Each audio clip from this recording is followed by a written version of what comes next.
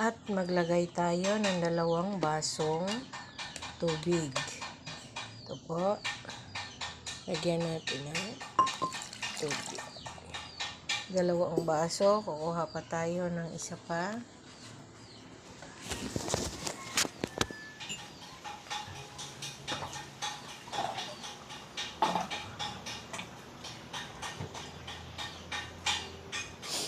Ito, 2 baso.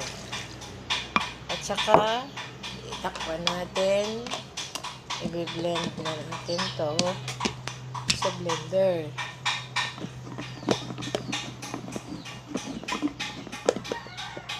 Kasi, lagyan natin ng tubig kasi hindi yan mabiblend kapag walang water po.